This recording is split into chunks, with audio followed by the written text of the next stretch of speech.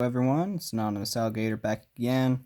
So yeah, just got a new Motorola CEP400, if that's how you say it. If not, then that's how I'm gonna say it because I'm not saying CEP400. It's CEP. That's what I'm gonna call it. There you go. Just got this in. Been playing around with it the last few days. Really enjoy using it. Actually, hang on, let me grab a Sapira real quick. About to grab one earlier. So yeah, there we go. Really enjoyed using this thing. I'm got a source for a 3550, I think is the right one. Shoot, 3000 series. Let's just go with that. That way I can use it with my Lex and remote control it like I do with my Apex. But yeah, no, really enjoy using this thing. But while using it, I noticed a few things, and I was like, huh, this rings a bell. Where have I seen this before? And then I remembered, because I was at an event where we were using the R765IS sets. Wait, that's where I've heard this before. So first things first, let's look at the antenna. This is the CEP antenna. This is the 765 antenna. Huh. Let me make sure that's... Is it just me? Or does that look like the same connector? So yeah, I haven't seen this one anywhere outside of, well, I guess these two, IDEN and, oh, that's going in the wrong port, hang on. I haven't seen that connector outside of the IDEN and Tetra subscribers. Or terminals, as you guys like to call them, whatever. Subscribers, that's what I'm calling them, end of story. Get that back on there. So yeah, then I was like, okay, but it's the sound as well. So first off, actually, probably power on another one. So we're gonna skip over the sound real quick while I power up another IDEN set so it doesn't get lost. All right, let's go over the visual similarities. That's blue. All right, we all know that. Let me get back out of that. That's blue. There you go. Keys pretty much look the same on these two. Yeah. Menu icon's the same. Key layout's pretty much the same. I want to say... Oh, shoot. Come on. Stop doing that. I mean, to be honest, the visuals on the screen almost look the same. But whatever. You know, I do like this a lot better than the Apex display. You know, it's not plain white background with no ability to dim it. Yeah, there you go. Oh, here we go. Finally got another. These things take forever to power up into direct talk mode. So, hang on. Let me pay attention to that one real quick. There we go. All right, so, you know, menu buttons look the same. The icons are all the same, but whatever, you know, the icons, they will look the same, you know? It's... That you can obviously tell is the power. That you can tell it takes you to home. So, yeah, same deal here. So yeah, I'm not really complaining about that. But make sure this one's turned down. Let's do it this way. Let me mute the Sapira. Listen to the PTT sound. Okay, there you go. Heard the PTT sound on that. Now if we go over to the 765, does that not sound almost identical?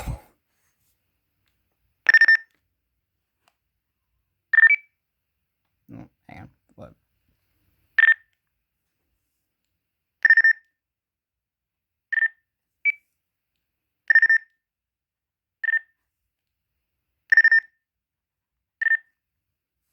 Yeah. So that was, yeah. Then that started looking deeper. Well, as it turns out, if you look deep enough at the RSS for these things, for the IDEN Supercarrier RSS or whatever, well, you know what it looks awfully familiar to if you go over to the Tetra side of things? the CPS for these things, the MTP700. So they looked identical, used the same terminology for stuff, and it's just like, huh. So yeah, here's my guess. Because they had a great depth of resources for IDEN in the US. Not too sure how well it was taken out kind of worldwide. Haven't looked deep enough into that. But I know for a fact there was no way Motorola was ever going to sell Tetra in the US. They already had their sights set on P25. They already knew how they were going to, how they were going to Motorola-ize it and absolutely make bank, which if you own an Apex or if you own an XTS and you're involved in the public safety industry over here, you will very quickly find out what I mean by that statement. But yeah, no, they actively blocked Tetra until roughly 2012 when a company called PowerTrunk has, they've been fighting against it. Love those guys. Work with them. They're great. If you need Tetra in the US and you need something new, you don't want to go, paying for used units like I do, mainly because I want, more Motorola MTPs and such, because their stuff is actually pretty good. Funnily enough, actually a lot more hackable than CEP400s. Love the CEP400s, but I like to keep my CEP400s nice. Motorola units, nice looking, nice feeling. They're great, but easily hackable, which is a plus for me. But yeah, I believe IDEN, they were really only meaning to sell in the US. So I guess they probably had, shared resources between the two, because, these two products were never really going to meet, as long as their business plan was concerned. So yeah, oh, actually, here's another thing. If you turn them over on the side, this just looks like a shrunk down version of that. There you go.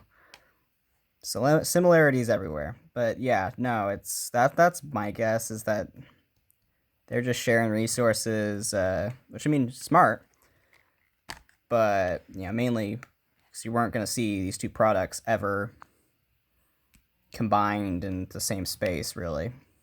So yeah, there you go. There's a Motorola engineer anywhere, or somebody that was involved on either of these, and can tell me, oh yeah, no, everyone already knew this. Great, just explaining what I've noticed, and somebody's already found that out, or that they've already come out and said that. Yeah, good on them, but still doesn't mean that I'm not gonna make a video over it. Hey. Oh, there's also another thing. Stupid flashy LED on top. Come on. Hang on. There you go.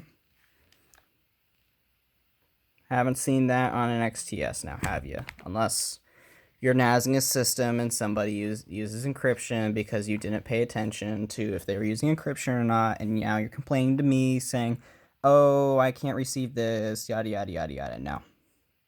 Because they're using encryption, I can't break that. Not legal. Don't ask me. Goodbye.